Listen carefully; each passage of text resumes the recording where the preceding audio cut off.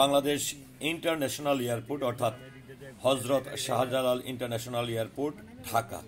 তো আজকের এই ভিডিও চিত্রের মাধ্যমে আসলে এই যে ময়মনসিংহ টু মহাখালীর যে রাস্তাটি রয়েছে, রাস্তাটি ধরে কিভাবে এয়ারপোর্টের প্রবেশ করবেন সেই তথ্য এবং ভিডিও চিত্রটি আমি আপনাদের জন্য তৈরি করেছি।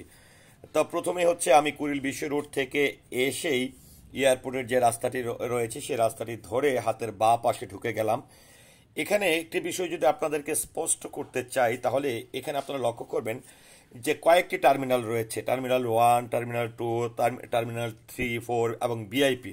এর আগে কিন্তু যেটি দেশীয় কিন্তু কিছু টার্মিনালও কিন্তু রয়েছে, যেগুলো বাংলাদেশ বিমান বাংলাদেশের ভেতরে যে জার্নিগুলো হয়ে থাকে। তো আমরা প্রথমে মেন রোড থেকে প্রবেশ করার পরে আমরা পিপিবিএম এর একটি চেকপোস্ট, আনসার বাহিনীর একটি চেকপোস্ট আমরা অতিক্রম করলাম। তবে এখানে আপনারা বাম পাশের যে রুটটি চলে গেছে, এটি দিয়ে কিন্তু যেটি দেশীয় যে ফ্লাইট রয়েছে সেদিকে যাওয়ার কিন্তু রাস্তাটি রয়েছে। তো আমরা ইন্টারন্যাশনাল ফ্লাইটের জন্য আসলে কোন জায়গাটিতে যেতে হবে। আরেকটি বিষয় একটু বলতে চাই যে আমরা অনেকই দূর দূরান্ত থেকে যারা আসি, তারা রেন্টি কার থেকে গাড়ি নিয়ে আসি বা আমরা অনেক সময় ব্যক্তিগত গাড়ি নিয়ে আসি। গাড়ি নিয়ে এসে যখনই আমরা কোনো ফাঁকা জায়গা পাচ্ছি তখনই সেই গাড়িটাকে পার্ক করে রেখে আমরা চলে যাচ্ছি। তো আমারও কিন্তু এরকমটা হয়েছিল এর আগে, যে আসলে গাড়ি পার্ক কোথায় করব, কি করব, কয় টাকা নিবে, এখানে হয়তো বা অনেক টাকা দাবি করতে পারে এরকম। কিন্তু আমি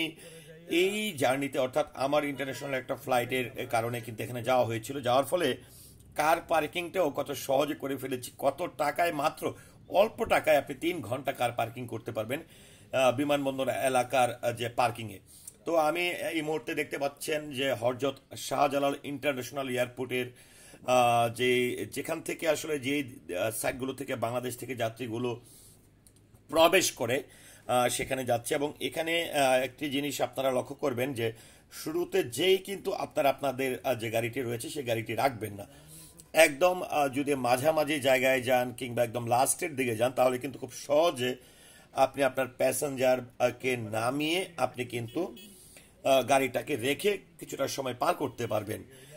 তো এখানে আমরা প্রবেশ করার পরে দেখছি যে একদম আমার গাড়ির সামনেই যে হঠাৎ করে একদম প্রবেশ মুখে কিন্তু গাড়িটি এখানে রেখে দিয়েছে। এতে করে কিন্তু পিছন থেকে যে গাড়িগুলো যায়, গাড়িগুলোর জন্য খুবই প্রতিবন্ধকতার সৃষ্টি হয়।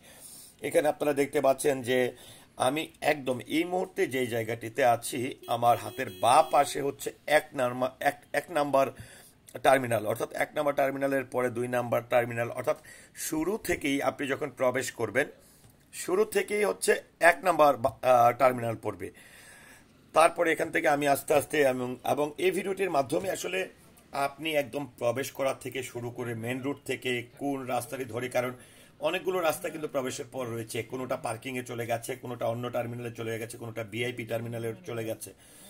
এবং আপনি আপনার গাড়িটিও কোন জায়গাটিতে রাখবেন, কোন জায়গাটিতে রাখলে আপনি নিরাপদ, সেটা কিন্তু অবশ্যই জানতে দেখতে এই মুহূর্তে আপনারা দেখতে পাচ্ছেন যে আমার গাড়িটি যখন আসলে টার্মিনাল 2 এর কাছাকাছি যখন রাখছিলাম, তখন পিপিবিএম যারা ছিলেন, যারা আইন শৃঙ্খলা বাহিনী রয়েছে, তারা কিন্তু আমাকে সামনের দিকে যাওয়ার জন্য বললেন। তো আপনারা নিশ্চয়ই লক্ষ্য করছেন যে প্রথমে প্রবেশ করার পরে আমি কোন জায়গাটিতে থেমেছিলাম এবং কোন জায়গাটিতে আমি 1 নম্বর টার্মিনাল বলেছিলাম। তো তারপরে 1 নম্বর টার্মিনাল ক্রস করে এসে ঠিক 3 নম্বর টার্মিনালের আগে হাতের বাঁ পাশে এরকম গাড়ি রেখে আপনার প্যাসেঞ্জার নামানোর বা যাত্রী নামানোর কিন্তু সুযোগ রয়েছে। তারপরে দেখেন এখানে আমার লোকজন, যেই ছোট ভাইকে আসলে দিয়ে আসার জন্য গিয়েছিলাম, আমার যেহেতু ড্রাইভার নেই, আমি নিজেই গাড়ি ড্রাইভ করে গেছি, সেক্ষেত্রে আমাকে তো অবশ্যই গাড়িটাকে সঠিক জায়গায় পার্ক করে এসে আবার তার কাছে আসতে হবে। তো পার্কিং সিস্টেমটি কোথায় এবং আপনি টার্মিনালে প্রবেশ করার পরেই কতটুকু দূরত্বের মধ্যে আপনার পার্কিং এবং পার্কিংয়ের অবস্থাটি কি, কোন জায়গা থেকে আপনাকে টোকেন নিতে হবে, কোন জায়গাটিতে আপনি পার্ক করবেন, পার্কিং ব্যবস্থাপনা বা এখানকার নিরাপত্তা কীরকম আছে, সেটিও কিন্তু আপনারা আমার এই ভিডিওটির মাধ্যমে দেখতে পাবেন। তো আমরা কিন্তু প্রায় এখন 4 নম্বর টার্মিনাল 3 নম্বরের ক্রস করলাম, করে সামনে একদম লাস্ট। আরেকটি বিষয় যদি বলি যে যারাই আসলে ভিআইপি যাত্রী যারা রয়েছেন, তাদের জন্য কিন্তু একদমই আপনারা শুরুর দিকে না থেমে এভাবে আমি যেভাবে যাচ্ছি বরাবর একদম আস্তে আস্তে সামনের দিকে চলে যাবেন। সামনের দিকে যাওয়ার পরে আমি দেখাবো যে আপনাদেরকে ভিআইপি টার্মিনাল যেটি আপনারা প্রবেশ করতে, এখানে আপনারা নিশ্চয়ই বাম পাশে একটি যেটি সিএনজিটি ক্রস করে হাতের বাঁ পাশে যদি লক্ষ্য করেন, এটি হচ্ছে ভিআইপি টার্মিনালের প্রবেশ মুখ। তো ভিআইপি টার্মিনালটি প্রবেশ করার পরেই এখান থেকে যদি আপনি কিনা পার্কিং না করেন, তাহলে এখান থেকে আপনারা সিএনজিটিকে লক্ষ্য করুন। এখান থেকে এই যে সিএনজিটা ডানে চলে যাচ্ছে, এরা কিন্তু একদমই টার্মিনাল থেকে বের হয়ে মেন রোডে চলে যাবে, যেটি উত্তরা মহাখালী বা এয়ারপোর্ট টু যেটি ময়মনসিংহ রোড সেখানে চলে যাবে। তো সেখানে না যেহেতু আমি গাড়িটা পার্ক করব, এখন নিশ্চয়ই আপনারা সামনে দেখতে পাচ্ছেন যে যাত্রী অপেক্ষাগার, অর্থাৎ যাত্রী অপেক্ষাগারের এখানেই কিন্তু কার পার্কিং। আমি এখানে থেমে গেলাম, যেহেতু আমার গাড়িটা প্রাইভেট, তো প্রাইভেট কার 3 ঘন্টার জন্য আমি রাখবো। 3 ঘন্টার জন্য আমাকে কয় টাকা দেওয়া লাগছে সেটিও কিন্তু আপনাদেরকে আমি জানাবো। তো আমি অলরেডি আমার কাছে তারা 100 টাকা চাইলো। চাওয়ার পরে এর আগে আমি কখনোই আসলে এয়ারপোর্টের কার পার্কিংয়ে গাড়ি রাখিনি, তো যে কারণে আমারও একটা ধারণা পাওয়ার দরকার ছিল যে কয় টাকা আসলে নিবে। তো এই আমার কাছে অলরেডি পার্কিংয়ের টিকিটটা চলে আসছে। আমি 100 টাকার বিনিময়ে আমি কাগজটা লক্ষ্য করলাম যে কতক্ষণ নাগাদ আমার গাড়িটা পার্কিংয়ে রাখা যাবে।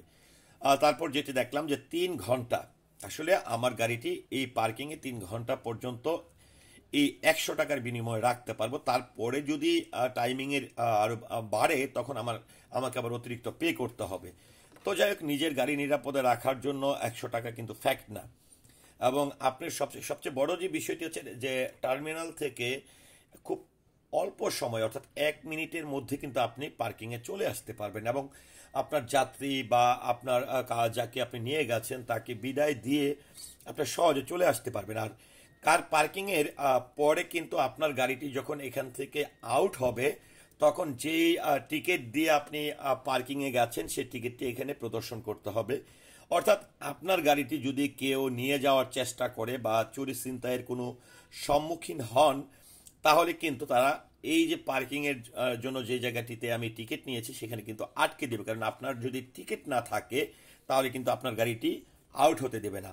আপনি ইন করলেন টিকিট কেটে, আউট হতে গেলেও কিন্তু আপনাকে এই টিকিটটা প্রদর্শন করতে হবে। তো সেক্ষেত্রে অবশ্যই আমার যেটি হচ্ছে, আমরা অনেকেই চিন্তায় থাকি, দূর দূরান্ত থেকে আসি, বাংলাদেশের বিভিন্ন প্রান্ত থেকে আসি, তখন আসলে অনেকে নতুন থাকি, তখন হয়তো অনেকে ভাবি যে আসলে এয়ারপোর্টে এসে আমাদের গাড়িগুলো যেগুলো ওয়েটিং, এখানে যাত্রী অপেক্ষাগার যেটি আপনারা লক্ষ্য করেছেন, এখানে দেখেন যে আপনারা অনেকেই মেন রোডের দিকে এখানে সেখানে অপেক্ষা করেন। এটি না করে কিন্তু আপনার এই কার পার্কিংয়ের এই জায়গাটিতে এসেও কিন্তু আপনার যাত্রী আসা যাওয়া করতে যদি সময় লেগে যায়, সেটি কিন্তু এখানে আপনারা এই অপেক্ষাগার কিংবা পার্কিংয়ের এখানে কিন্তু সময় পার করতে পারেন। এখানে আমি যেটি লক্ষ্য করেছি, ছোটোখাটো দোকান রয়েছে, সেখানে আপনারা নাস্তা করতে পারবেন। তো আসলে আমার অভিজ্ঞতার আলোকে, যেহেতু এর আগে আমি নিজেও রাস্তায় গাড়ি রেখেছিলাম, কতক্ষণ পর পর এসে আইন শৃঙ্খলা বাহিনীর মানুষজন গাড়ি সরানোর জন্য আমাকে তাড়া করেছে। তো এবার এসে আমার যে অভিজ্ঞতাটি হয়েছে, এই অভিজ্ঞতাটি আপনাদের সঙ্গে আমি শেয়ার করলাম। আশা করছি আমার ভিডিওটি শেয়ার করে সকলের কাছে তথ্যটি পৌঁছে দিবেন।